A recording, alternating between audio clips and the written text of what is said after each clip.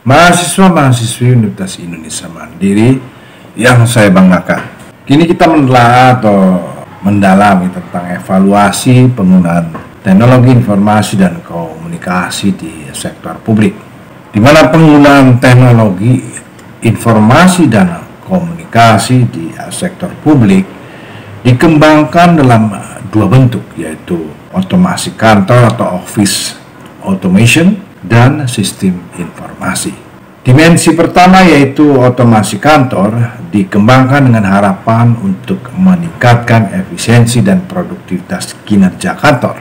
Sementara dimensi kedua yaitu sistem informasi ditujukan pada pengorganisasian dan manajemen, ditujukan pada pengorganisasian dan pemanfaatan informasi untuk mendukung administrasi dan manajemen. Misalnya untuk pengembangan kebijakan dan pembuatan keputusan agar efektivitas, efisiensi, dan produktivitas lembaga meningkat secara menyeluruh atau keseluruhan.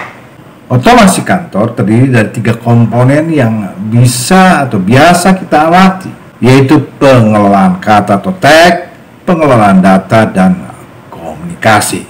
Teknologi pengelolaan kata meliputi pengelolaan kata, editor elektronik, mesin Xerox, scanner, printer, plotter, panel proyek, dan desktop publishing. Alat pemindai seperti OMR, OCR, digitizer, dan media penyimpan besar seperti magnetis optis, CD-ROM, CD-RW didesain untuk mempercepat input dan menyimpan data.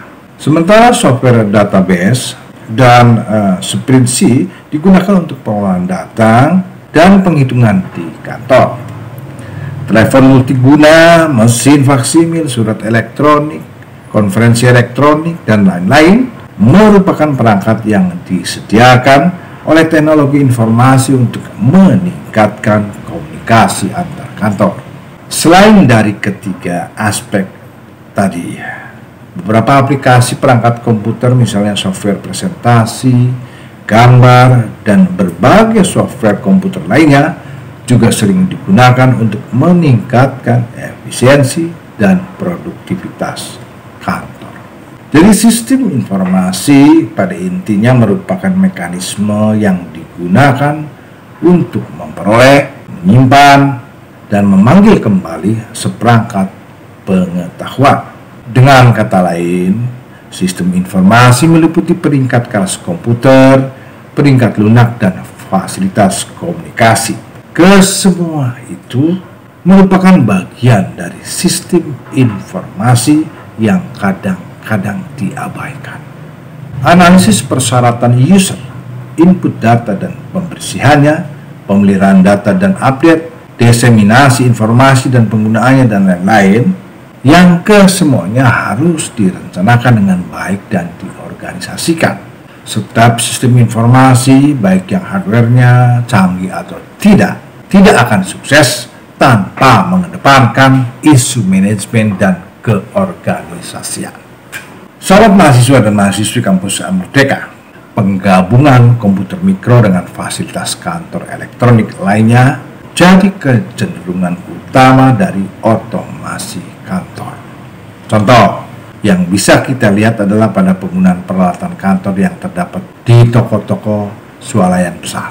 Software menggerakkan komputer untuk mengirimkan dan menerima pesan, termasuk file-file banner dan yang bisa diedit atau faksimil menggunakan aplikasi email dan modem faksimil secara otomatis.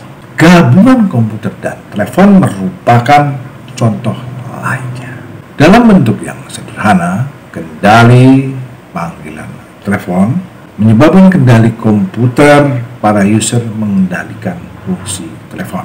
Software dan interface pengguna mampu menyederhanakan panggilan, mentransfer, dan melakukan konferensi panggilan. Auto dialog untuk panggilan tunggal atau berantai bisa digabungkan dengan database informasi dan direktori lembaga untuk mendukung aplikasi. Pada awal perkembangannya, memang komputer didesain untuk tujuan perhitungan ilmiah. Komputer saat ini merupakan benda yang sudah lazim kita lihat di sekolah, di kantor, di toko-toko, di perusahaan-perusahaan, di kawasan-kawasan industri, ya kan, untuk menyimpan dan membuka sejumlah informasi untuk berbagai kepentingan dan keperluan tentunya. Penggunaan komputer dan fasilitas komunikasi menyebabkan terjadinya perubahan yang sangat mendasar dalam kehidupan masyarakat selama 50 tahun terakhir.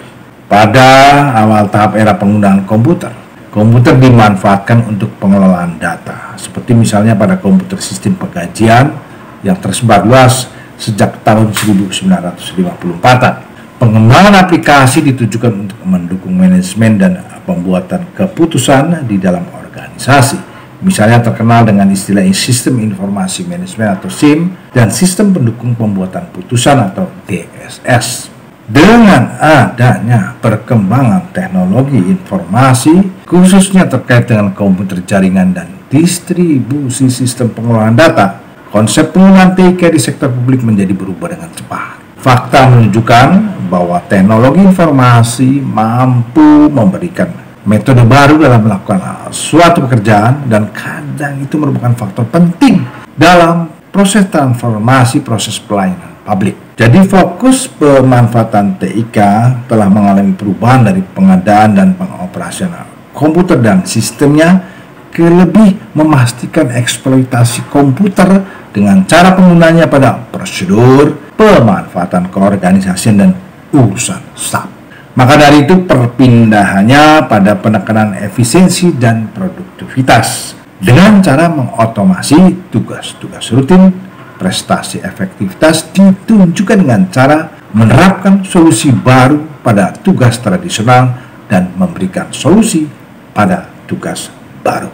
Pengembangan aplikasi komputer dalam organisasi dialihkan dari komputasi proses lembaga ke redesain proses dan atau rekayasa organisasi. Banyak instansi di negara-negara maju dengan cepat melakukan restrukturing lembaganya supaya lebih ramah terhadap komputer dan menerapkan prosedur yang tepat dan menerapkan prosedur yang cocok dengan lingkungan TIK dalam prosesnya. Mereka mengurangi lapisan-lapisan manajemen, memadatkan kategori pekerjaan, membuat kelompok-kelompok kerja, melatih petugas di berbagai tingkatan keterampilan, memperpendek dan menyingkat beberapa proses pelayanan dan melakukan pemenahan administrasi. Sampai di sini dulu pembahasan kita tentang teknologi informasi dan komunikasi dalam sistem pemerintahan daerah yang efektif. Di sesi kuliah berikutnya akan kita bahas peranan pemerintah dalam pengembangan teknologi informasi dan komunikasi. Wassalamualaikum warahmatullahi wabarakatuh.